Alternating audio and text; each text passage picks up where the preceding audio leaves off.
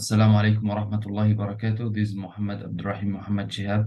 Inshallah, today me and my group mates are going to do our presentation about quality audit for the students' results. So let's start with our group members, which is me, Muhammad Shihab, Abdullah Muhammad Musa'id, Raja Imad Darabi', Mujib Al-Rahman Al-Mushiki, and Ummi Aisha.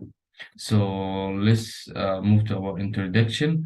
A quality audit has been widely implemented internationally and considered an effective instrument which is balanced both accountability and improvement.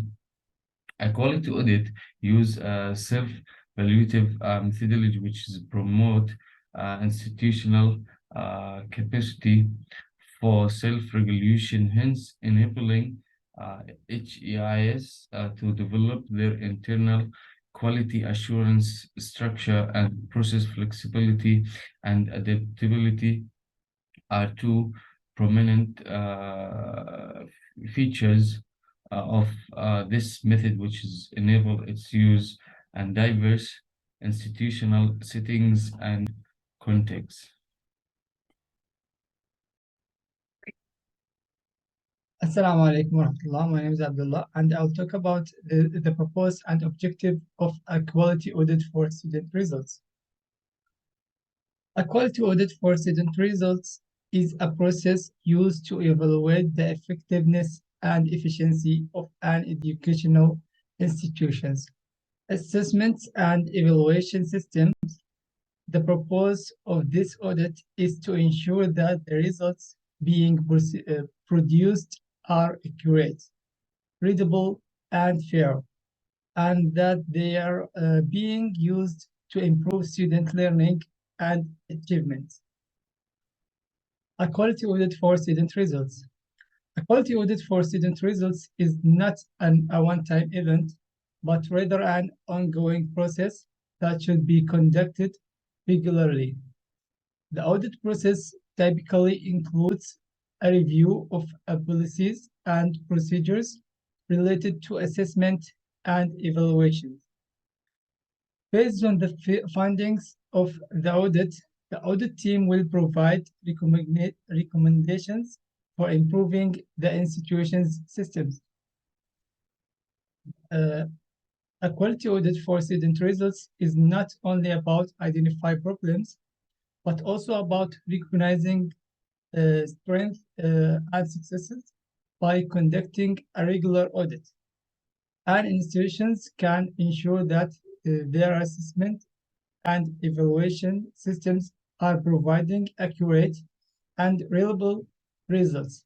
A regular audit can also help our institutions stay up to date with the latest assessments and evaluation practices and trends. A quality audit for student results is an important process for ensuring that the assessment and evaluation systems in place are accurate, reliable, and fair. The audit's objective is to identify areas for important, evaluate the effectiveness of the institution's policies and procedures, and provide recommendations for improvement. That's all about me. Assalamu alaikum wa rahmatullahi wa barakatuh. My name is Mujib Rahman, and I'm going to present my subtopic of our project, which is identifying and analyzing key performance indicators for student achievement. Key performance indicators, KPIs, are matrices that are used to measure and evaluate the success of students in reaching their educational goals. KPIs include academic performance matrices such as test scores, grade point, average, GPAs, and graduation rates. It's important to consider both quantitative and qualitative data, as well as to assess the validity and reliability of the data. An important aspect of identifying and analyzing KPIs for student achievement is to consider the different perspectives and needs of various stakeholders. This can include looking at data from the perspective of students, parents, faculty, administrators, and employers.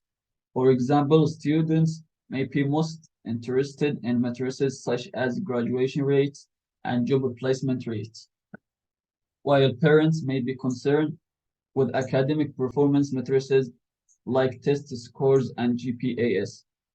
It's important to consider the context and unique characteristics of the student's population when identifying and analyzing KPIs for student achievement.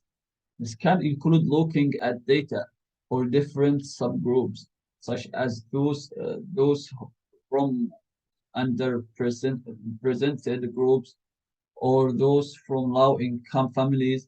It's also important to regularly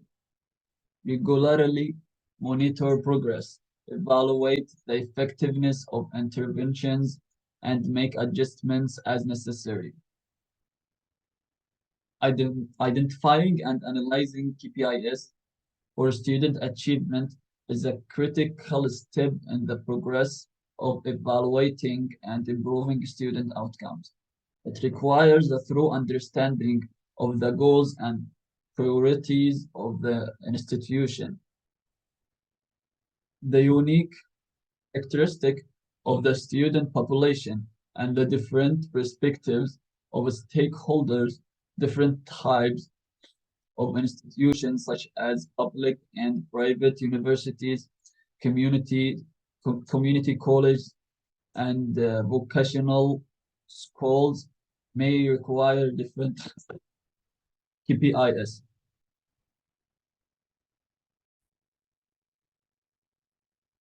Assalamu alaikum. My name is Raja Imad Amir Darabia. I will talk about investigating the use of formative and summative evaluations in the classroom.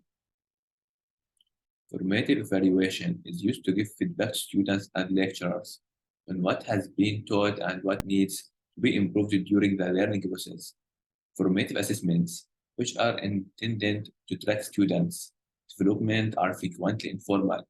Quizzes, in class debates, and group projects are a few examples of formative assessments.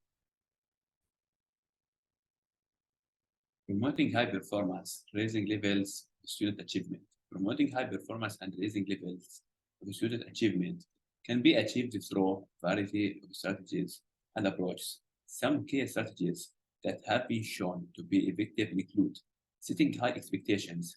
Lecturers and school leaders should set high expectations for students' achievement and communicate these expectations clearly to students, parents, and other stakeholders. Providing effective instruction. Teachers should be well trained and skilled in their subject area and should use evidence-based instructional strategies that have been shown to be effective in raising student achievement. Strengthening culture of evaluation. Strengthening culture of evaluation within an organization or educational institution can involve several different approaches. Some key strategies that have been shown to be effective include establishing clear goals and objectives. Organizations should establish clear goals and objectives for their evaluation efforts, and these goals should be communicated clearly to all stakeholders. Building buy-in and ownership. Organizations should work to build buy-in and ownership among all stakeholders, including staff, administrators, and students. This can be achieved through effective communication and collaboration. A culture of evaluation refers to the development of a shared language regarding the goals of learning and teaching, as well as a shared understanding of the purpose of evaluation in meeting these goals. Several OECD, Organization for Economic Cooperation and Development, countries support school-based evaluation as a key component, either as the primary or only form of school-level evaluation.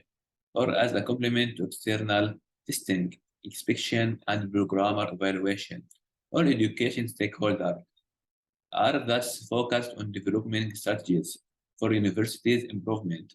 University-based evaluation helps the university leaders and lecturers to focus their attention on resources and organizational challenges and to develop solutions appropriate to their circumstances.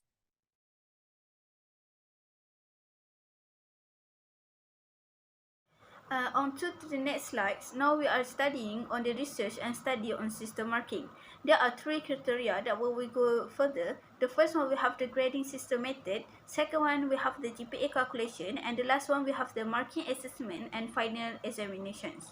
So for the grading system method, different universities have different academic grading system for various educational levels. There is a specific grading system in place for each of the national level exams in Malaysia. So the grading scale used at USEM is identical to other universities in Malaysia. Many educational institutions in Malaysia don't give plus or minus grades. In USEM, a grade of A plus or A minus is comparable to a grade of A. Meanwhile, in other university, B minus, B plus, and B are identical to B. Next one, the GPA calculation. So we have the evaluation system, which is the cumulative grade point average. GPA is a mechanism to evaluate a university graduate's knowledge in Malaysia. And second one, for the GPA, this stands for grade point average. So the formula is, it's calculated based on marks for each subject taken for a semester. Marks for each subject will be multiplied and divided with the number of credit hours taken. And below is the calculation formula. Last one, we have the CGPA, which is the number of pointers from the first semester will be added with the total marks of each semester right up to the final semester. Students can increase their CGPA by increasing their GPAs for each semester. So below is the formula. Last one, the marking assessment and final examination. So the standard setting methodologies have been summarized and reported by various researchers. There are two types of standards, which are we have the relative and absolute. The relative standard is appropriate for examination, while absolute standard is most appropriate for a test of competence. This method has been implemented in some organizations and institutions to evaluate their students or employee performances. There are many methods for standard setting, but there is no perfect method. So in USEM, the marking is following the division of 40% for the final examination and the balance 60% for assessment. That's all from me.